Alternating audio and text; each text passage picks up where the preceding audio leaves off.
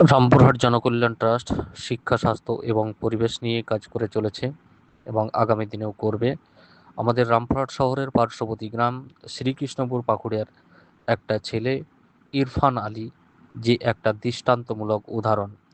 কারণ এই বড়শাল পঞ্চায়েতের প্রথম একমাত্র ছেলে যে বিনা কোচিংয়ে অল ইন্ডিয়া নেট এক্সামে ৯,১৫৫ র্যাঙ্ক করেছে। তাই আমরা ধন্যবাদ জানাই ইরফান আলীকে। তো এটা নিয়ে আমাদের ৪ নাম্বার চলছে, যা নতুন ডাক্তার তৈরি হবে সেই ডক্টরের বাড়ি। তো আমরা ইরফান ভাইয়ের কাছ থেকে শুনে নিতে চাই যে তার সাফল্যের কাহিনী, যে কত ঘন্টা দিনে পড়া হতো এবং কিভাবে পড়তো, এবং পরবর্তী যে ছাত্রছাত্রী আছে তারা কিভাবে, মানে তাদের মধ্যে কিভাবে আশা জাগবে যে আমরাও এইভাবে কোয়ালিফাই করতে পারবো, যদি আমরা ইরফান ভালোভাবে এটা বলে। আমি প্রতিদিন মোটামুটি দিনে 6 থেকে 7 ঘন্টা পড়তামই। আর অনলাইনে ক্লাস করেছিলাম পিডব্লিউতে, ওখানে ক্লাস করতাম আর পাশাপাশি সেলফ স্টাডি করতাম।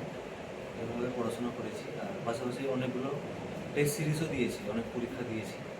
এভাবে প্র্যাকটিস করে করে পড়াশোনাটা করেছি। আচ্ছা, মোটামুটি সব সময় বাড়িতে থেকেই, বাইরে কোথাও নাই? না, বাইরে যাইনি, বাড়িতেই ও, ছিলাম পুরো। আচ্ছা, ঠিক আছে, ধন্যবাদ। আর যে আমাদের পরবর্তী জেনারেশন, তাদের জন্য কি বলার থাকবে? নিট পরীক্ষায় কম্পিটিশন অনেক বেশি, তাই হ্যাঁ। সেই জন্য পড়াশোনাটা অনেক ভালো করে না করলে সাফল্যটা সহজে আসবে না। তাই ভালো করে পরিশ্রম করতে হবে, পরিশ্রম করলেই হবে। এটা পরিশ্রম কততম অ্যাটেম্প্ট এই আমার পরীক্ষা? এটা দ্বিতীয় attempt। র্যাঙ্ক কত হয়েছে? র্যাঙ্ক হয়েছে অল ইন্ডিয়া ৯,১৫৫। ঠিক আছে, ধন্যবাদ ইরফান ভাইকে আমাদের রামপুরহাট জনকল্যাণ ট্রাস্টের পক্ষ থেকে।